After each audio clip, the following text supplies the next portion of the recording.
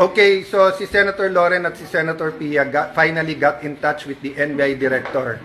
So they're here, they're here in the room. We have to turn off the lights dahil may putukan na nangyayari. Si Senator Pia and si Senator Loren called the NBI director. He said wala daw sila dito dahil pinaalis daw nila dito. So he said, please find out what's happening kasi nagpuputukan. Sabi niya walang magagawa kasi pinaalis. And then he started saying, wag kami magtaas ng boses. What will you do, Director, kung may putukan na at lahat ng staff mo at yung mga usaan mo naka-vest na lahat and hindi malaman mangyayari? Update po ako sa nakikita po ng tarot sa ating gobyerno. Isang tao na ngayon ay nai-involve sa DPWH. DPWH ba? Ang dami pera, ipinamigay, ipinamudmud at alam naman natin po yan. Ito po ay isang tao na mabubuko ang lahat ng mga kasalbahihan at katiwalian kasama ng isang babae at isang lalaki.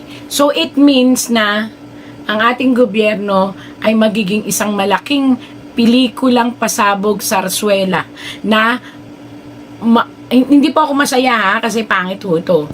Kaya lang, natatawa ko na para itong isang pelikulang sarsuela ng isang bansa kung saan mabubuko na po ang lahat ng mga tunay na may katiwalian, ma-expose po ang tunay na division ng pera saan napunta.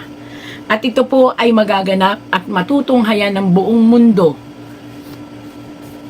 ang isang katotohanan na tayo, kasi Pilipino po ako so tayo, parte ho ako ng gobyerno, na tayo ay naisahan or tayo ay nakuhanan or tayo ay nanakawan ng buong pagsisilbi ng taong ito sa kanyang posisyon. At ang taong ito po ay malapit na malapit sa presidente at sa asawa ng presidente. Ayan po. Ayan po yun po ang kayo na po ang bahalang magano kung sino yan. At ito, wag lang pong susuko ang buong mamamayan para alamin ang katotohanan at marami pa po ang sisingaw na makakasira sa imahen ng nakaupo ngayong presidente dahil ang imahen na ito ay sinisira ng isang tao na mabubuking po sa lahat ng katiwalian at paano ba yon? Pagkukurap ng pera ng taong bayan. Ito po, abangan nyo po ang isang sarsuela na bubungad sa buong mundo na ang Pilipinas ay mayaman, pero ang ating yaman ay wala sa ating kaban. Kung hindi nasa kaban ng 1, 2, 3, 4, 5 tao ay 6, puro tao. 6 na tao. At kung ito po ay pipiliting alamin, magtatagumpay po ang mga tao na magkakaroon ng concern para trabahuhin na alamin. Ayan po.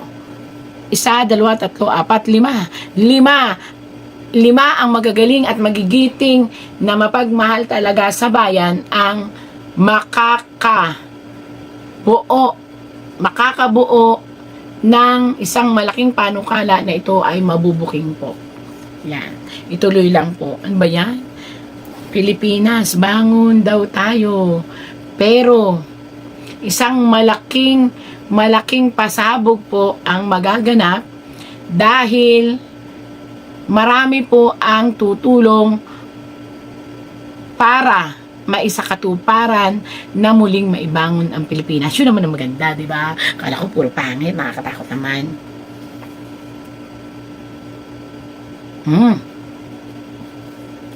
Sino ito? Nanganganib ang buhay, kinakailangang bantayan ng mamamayang Pilipino ang buhay ng isang lumalaban. Ito po'y abogado. So, ayan, may nagtatangka ng buhay ng isang abogado na gustong ilabas ang katotohanan. So, natatakot ako kasi baka po ito na nag-iisip dahil mabubuking nga siya or mabubuking kung ano pang ginawang mga kasalbahihan. Itong isang nagnanais na ilabas ang katotohanan ay dapat ingatan ng sanlibutan at ipagdasal upang hindi siya mapahamak. Kasi ito ay iisipan ng hindi maganda. Uy, maganda po ito. Nagigising na po nagigising po. Ito po yung pagkagising ng mga taong tulog.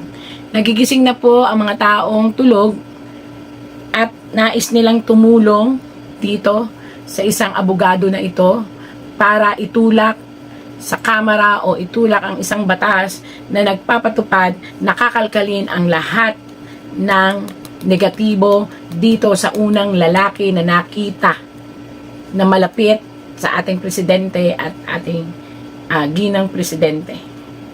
Lahat may mga taong magigising para makalkal kung ano man yun, kung ano man yung irregularidad na nagawa ng lalaking iyon at kung ano man ang paraan para mabunyag ang dapat mabunyag. Yun po yung mabubunyag lahat.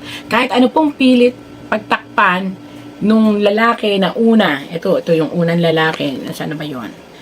Unang lalaki, ito, yung unang lalaki ng tarot kanina, kahit ano po ang gawain niya, wala na po siyang magagawa kung hindi harapin na lang niya ang batas.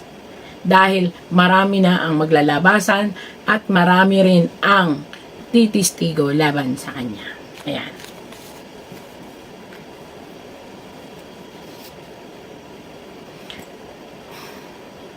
Again, ito ay isang panawagan para sa isang may edad o aminin na natin, ito ay panawagan upang maibalik ang ating dating presidenteng Duterte, yun, nabubulo na naman ako, sa Pilipinas. At sa ngayon po ay hindi siya nasa magandang sirkulo ng health kasi nga super tanda na ng ating presidente at kailangan na niyang maiuwi.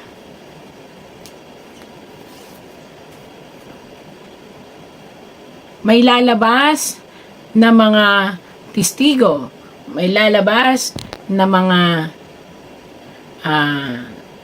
tao na muling magbibigay ng kaligayahan sa mga pamilya ng ating dating presidente dahil sila ay maglalabas na ng katotohanan. Sila ay magbibigay na ng katotohanan, walang kasalanan ang dating presidenteng Duterte. Yan. Meron pa. Nako, ito ay isang parang sarsuela again.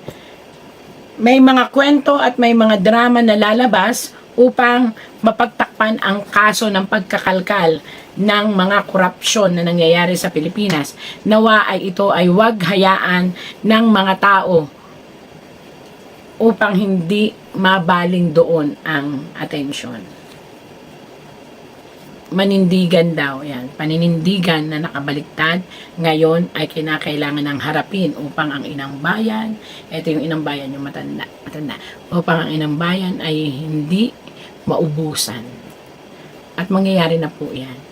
Ito po ang sinasabi ko noon, nagtarot ako, huwag nyo nang pakialaman ang pamilyang Duterte dahil sila ay nasa linya ng sinasabi nating universal power. At yung universal power na yon ay tutulungan ng katotohanan kasi sa katotohanan yun makakalaya ang sambayan ng Pilipino upang muling makakuha tayo ng hustisya na mamamayang Pilipino sa kagipitan. Ayan. Ibig sabihin, lalabas na kung nasaan po ang pera ng ating gobyerno. Kung saan napunta. At dire-diretso na po yan. mabubuking na po yan kung sino-sino, saan napunta, anong mga sangay ng gobyerno. At kahit po ito ay ibaling nila sa iba pang mga kaso, hindi na po kasi universe na po ang gumalaw.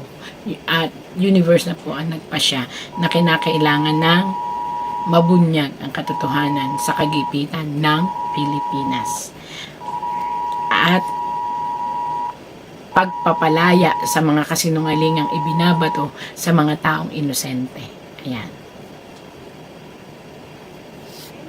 Once and for all, magbubunyi po ang bansang Pilipinas dahil magtatagumpay ang bansang Pilipinas sa pakikipaglaban na mailabas ang katotohanan. Ito po.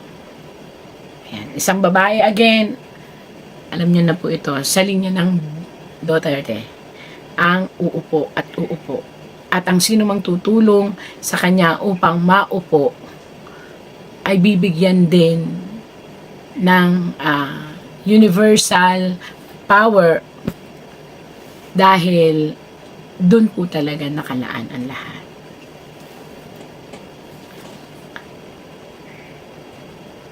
May mga mabubuting darating po Parang ano to parang ano yung attraction of good energy. May biglang magsusulputang mabubuting senador, congressman, at magsasama-sama para ayusin na po ang bansang Pilipinas. Siguro ito na yun. Yun naman po ang nakitang magandang and mahil ang puso ng bayang api. Para kasi kumalabas dito, alam nyo kung bakit bayang api? Hindi maipakita ng ating gobyerno noon at ngayon kung nasaan talaga ang puso ng mga nagseserbisyo. Kaya ang puso'y duguan. Ito po ay ang bayan natin, ang mamamayan. Hindi alam saan ba talaga sila nagsaserve. Nagsaserve ba sila through money? Para sa sarili lang nila o talagang para sa bayan? Yan, kaya tatlo po yan. Ako'y tagabasa lang ng tarot, again and again po. Ang tamaan ay huwag magagalit. Ako interpreter lang. Sana po maunawaan ninyo na itong pusong ito ay naghahanap ito ng katiwasayan, kaligtasan. Ito po yung mga mamamayan na nagtatanong ang puso nila. Nasaan ang puso ng mga tao nagseserbisyo sa gobyerno? Ito ba'y para sa bulsa nila? Para sa pang-personal? O para talaga sa mamamayan? At ito pong tatlong itong kasagutan, katanungan ay sasagutin at tutulungan muling. Bakit nakabaliktad po? Kasi magulo pa po Pero sabi nga, may rainbow. Muling sisigla sa pamamagitan ng mga taong nakaupo na magigising na sa katotohanan, na labanan ang korupsyon at kalkalin ang katotohanan. Pag ipinagpatuloy po na mabubuting puso na yan na congressman at senador na pagsamasamahin na talagang mabunyag na ang matinding sakit ng korupsyon ng Pilipinas, maniwala po kayo, magtatagumpay po at muling babangon ng Pilipinas.